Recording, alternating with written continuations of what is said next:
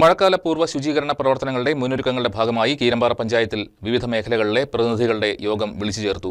മഴക്കാലം ആരംഭിച്ചാൽ സംഭവിച്ചേക്കാവുന്ന പകർച്ചവ്യാധികൾ അടക്കമുള്ള പ്രശ്നങ്ങൾക്ക് മുൻകരുതൽ എടുക്കുന്നതിന്റെ ഭാഗമായിട്ടാണ് യോഗം വിളിച്ചു ചേർത്തത്. സ്കൂളുകളുടെയും അംഗൻവാടികളുടെയും സുരക്ഷിതത്വം സംബന്ധിച്ചും യോഗം ചർച്ച ചെയ്തു.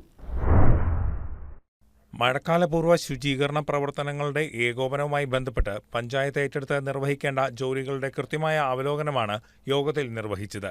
പുതിയ അധ്യയന വർഷം ആരംഭിക്കാനിരിക്കെ പഞ്ചായത്തിന്റെ പരിധിയിൽപ്പെടുന്ന സ്കൂളുകളുടെ ഫിറ്റ്നസ് സർട്ടിഫിക്കറ്റ് അനുവദിക്കൽ, ഇഴജന്തുക്കളുടെ സാന്നിധ്യം ഒഴിവാക്കുന്നതിനു വേണ്ടി ആവശ്യമായുള്ള ശുചീകരണം, പഴകിയതും അപകടാവസ്ഥയിലുമായ മരങ്ങൾ മുറിച്ചു നീക്കൽ, പകർച്ചവ്യാധികൾ പടരാനുള്ള സാഹചര്യങ്ങൾ തടയുന്നതിനാവശ്യമായുള്ള പ്രതിരോധ നടപടികൾ എന്നിവയായിരുന്നു ചർച്ചാ വിഷയങ്ങൾ. ഒപ്പം അംഗനവാടികളുടെ സുരക്ഷ ഉറപ്പാക്കുന്നതിനായുള്ള നടപടികളെക്കുറിച്ചുള്ള ചർച്ചയും നടത്തി. ഗ്രാമപഞ്ചായത്ത് പരിധിയിൽ പ്രവർത്തിച്ചുവരുന്ന വിവിധ സ്കൂളുകളുടെ പ്രതിനിധികൾ, വ്യാപാരി വ്യവസായി ഏകോപന സമിതി ഭാരവാഹികൾ, വ്യാപാരി വ്യവസായി വനിതാ വിങ്ങിന്റെ ഭാരവാഹികൾ, പഞ്ചായത്തിലെ ഘടക സ്ഥാപന മേലധ്യക്ഷന്മാർ, നിർവഹണ ഉദ്യോഗസ്ഥർ എന്നിവരടങ്ങുന്ന യോഗമാണ് വിളിച്ചു ചേർത്തത്.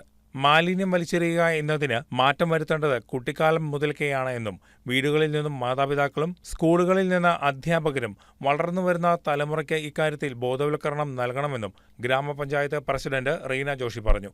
യോഗത്തിൽ ആന്റിവനം ലഭ്യമാക്കുന്ന ആശുപത്രികളെക്കുറിച്ചും പാമ്പ് കടിയേറ്റാൽ ചെയ്യേണ്ട പ്രഥമ ശുശ്രൂഷയെക്കുറിച്ചും ഗ്രാമപഞ്ചായത്ത് കുടുംബാരോഗ്യ കേന്ദ്രത്തിലെ ഹെൽത്ത് ഇൻസ്പെക്ടർ ജോമോൻ കിഴക്കേടത്ത് വ്യക്തമാക്കി. അംഗനവാടികളുടെയും സ്കൂളിന്റെയും ഫിറ്റ്നസ് സംബന്ധിച്ച് LSGD AE അനൂപ് PN സംസാരിച്ചു.